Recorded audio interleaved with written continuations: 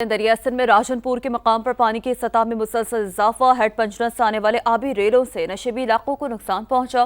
مقامی افراد کہتے ہیں گھروں میں رہنے پر مجبور ہیں، گھر چھوڑ کر جائیں تو قیمتی سامان چوری کر لیا جاتا ہے۔ مزید بات کریں گے سما کے نمائندے الیاس گبول سے۔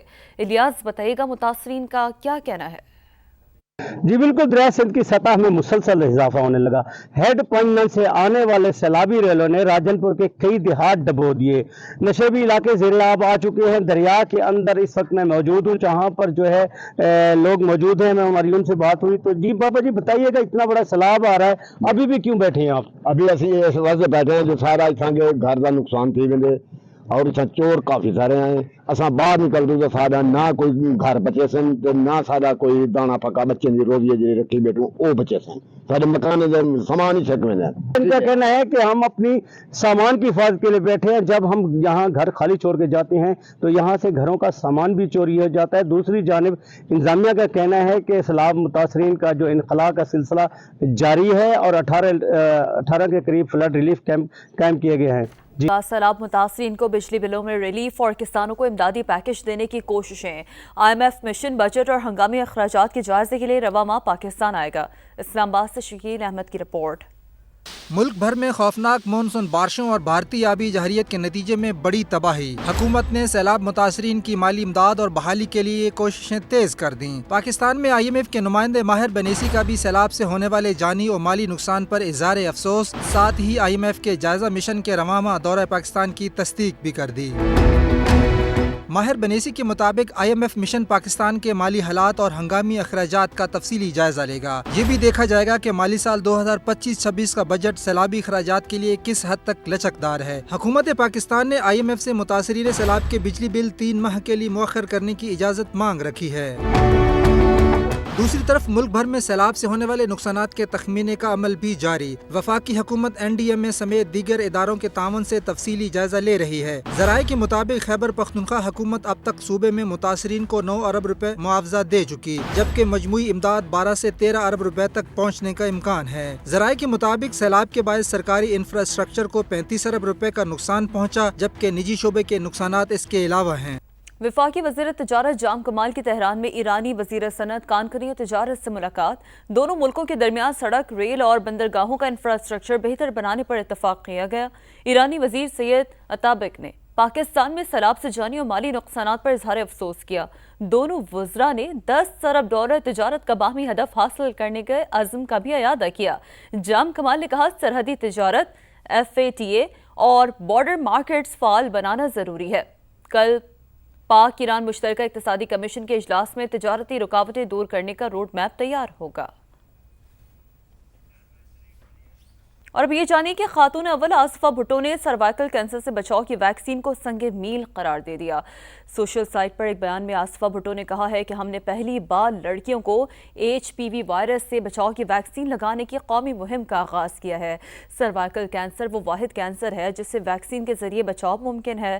میں تمام والدین سے اپیل کرتی ہوں کہ وہ اس بات کو یقینی بنائیں کہ 9 سے 14 برس کی بیٹیوں کو سروائیکل کینسر کی ویکسین ضرور لگوائیں۔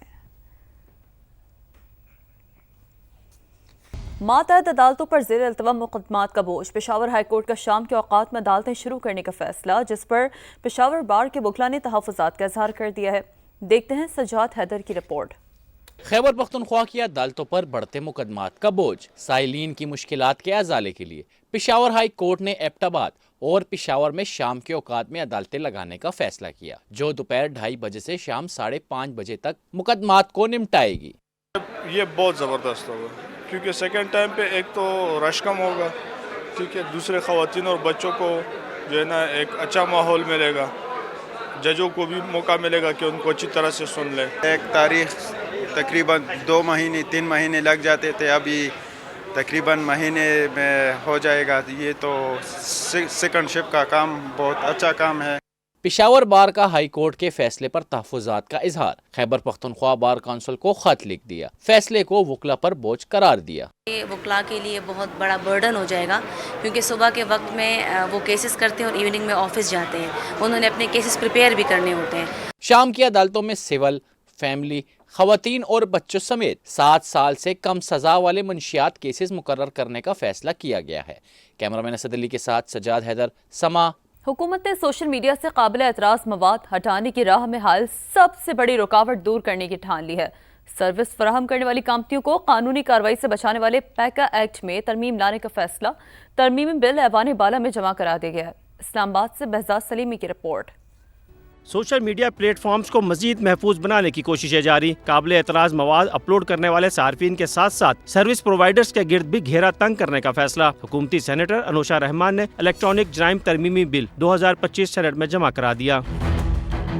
मुसव्वदे के मुताबिक बिल में दफा 38 के तहत नई शिक शामिल करने की तजवीज़ दी गई है, जिससे सर्विस प्रोवाइडर्स को बराह रास्त कानूनी कार्रवाई से हासिल तहफ़्फ़ुज़ खत्म हो जाएगा। सर्विस फराहम करने वाली कंपनियां PTA समेत दीगर मुतल्लिका इदारों की हिदायत पर काबिल एतराज़ मवाद फौरी हटाने या ब्लॉक करने की पाबंद होंगी। मुसव्वदे के मुताबिक मजाज अथॉरिटी के हुक्म पर काबिल एतराज़ मवाद न हटाने वाली कंपनी के साथ साथ खिलाफ वर्जी के मुर्तकिब अफसरान के खिलाफ भी कार्रवाई की जा सकेगी। तरमीमी बिल का इतलाक internet, mobile, telephone, web payment और डेटा स्टोरेज या प्रोसेसिंग वाली तमाम कंपनियों पर होगा। क्वेटा में आटे की कीमतों में इजाफे के बाद नान बाई भी सरगर्म हो गए। नान बाइयों ने इंतजामिया से रोटी की कीमत में इजाफे का मुतालबा कर दिया। मजीद तफसीलात मुजीबुल्लाह की रिपोर्ट में।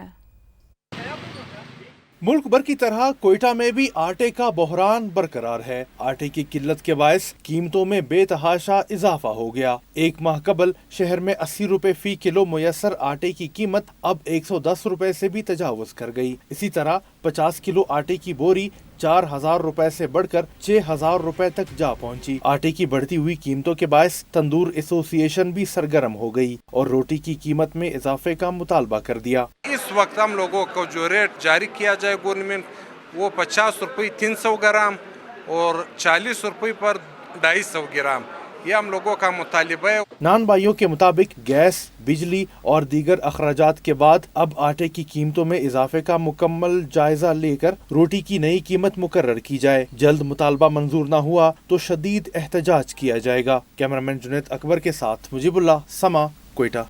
डेरा इस्माइल खान में ट्रैफिक के मसाइल हल करने की कोशिशें। वज़ीर आला खैबर पख्तूनख्वा अमीन गंडापुर की हिदायत पर शहर के मुख्तलिफ मकामात पर फ्लाई ओवर्स बनाए जा रहे हैं। अहमद नवाज मुगल से बात कर लेते हैं। जी अहमद नवाज, बताइए। जी, इस वक्त मैं टांग अड्डा पर मौजूद हूँ और ये वो रोड हैं डेरा इस्माइल खान के जो दिल कहलाए जाते हैं और यहाँ पर ट्रैफिक जाम जो है मामूल बन चुका था, लेकिन वज़ीर आला खैबर पख्तूनख्वा की काविशों से जो है डेरा इस्माइल खान के मुख्तलिफ रोडों पर फ्लाई ओवर बनाए जा रहे हैं। फ्लाई ओवर्स की जो तखमीना लागत है वो जो है 3.5 अरब रुपए है। इसके अलावा शहरियों को जो सफरी सहूलियात हैं वो मुयसर होंगी।